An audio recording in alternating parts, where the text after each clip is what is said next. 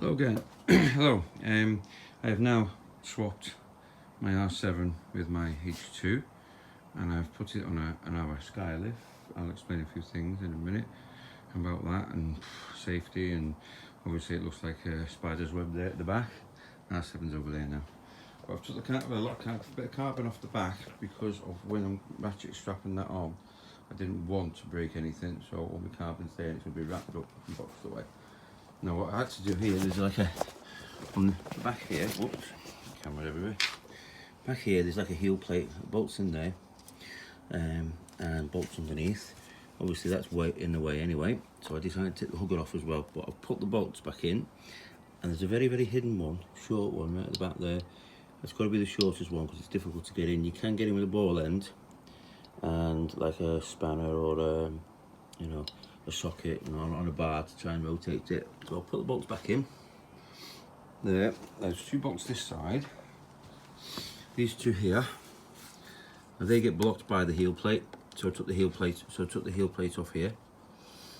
And then we managed to get to them for the hugger. So I've got the hugger off, and now what I've done is I've used the ABBA Skylift and I've put a ratchet strap on. Now it's quite difficult because the normal strap I had always goes missing. But I put it here, wrapped it around twice, the swing arm itself. Normally you have like a bobbin on normal bikes, like where you have your paddock stand bobbin, and you can replace that with a part that they give you and you ratchet with that. But with a single-sided swinging arm, it's a little bit more difficult. I am going to make a bar that goes through there, bolts on the other side, and then I can link it direct to that. Because at the moment with that there, if I need to take the chain completely off, obviously you have to split it, but if I had to take the chain to get it moved around the swing arm, a lot of the straps are going to be in the way a little bit, so it might make it a bit difficult. But I've double knotted, well, triple knotted it really. I've done a couple of triple knots on there, and when you've got it up, there's holes in it. There's only two I've noticed. I've used this a few times, but I want to drill a few more because I might want it at various different heights. Now this is the highest it will go. As you can see, the rear and the front wheel is off the ground. It's quite stable. You can actually give it a good old bash about and it won't go anywhere.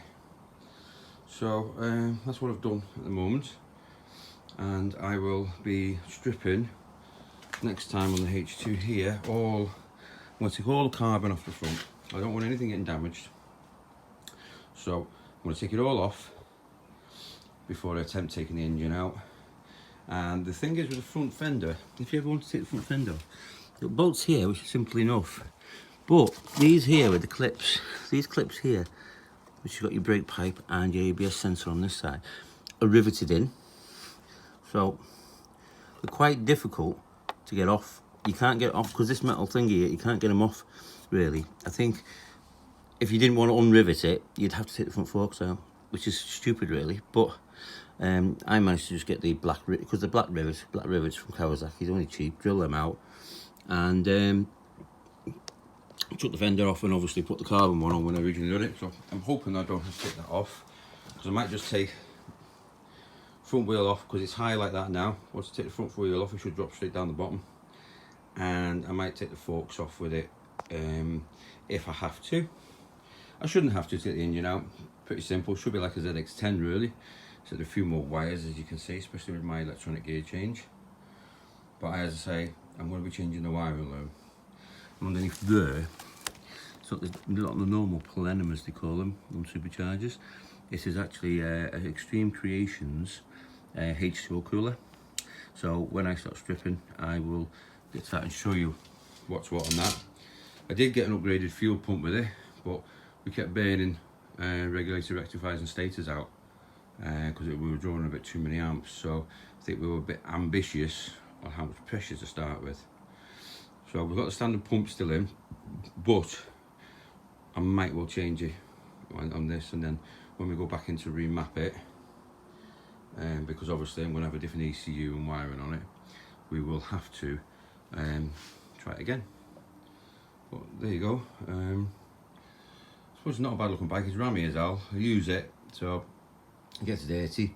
Unfortunately, I'm not a great person for cleaning things, as you can see from my garage. That says it all really. But I'm going to switch off now, and actually that box there I am going to assemble my bench grinder stand, so I can move it off the bench there and gives me more space. Move off the bench over there, give me more space to be able to work. That box there has got all the ABS and braking stuff for the 14, so that'll be moved, and everything on the underneath there is all from the 14 that crashed. You know, there's a lot of stuff there. Over there we've got boxes with panels in, which is I'm not going to say what they are just yet, but they're all boxed up. And I've got a nice shock that's going to go on it, which will probably be one of the first things you see when you start building it. A nice rear shock, as I call it, sexy as hell. Alright, I'll see you. Goodbye.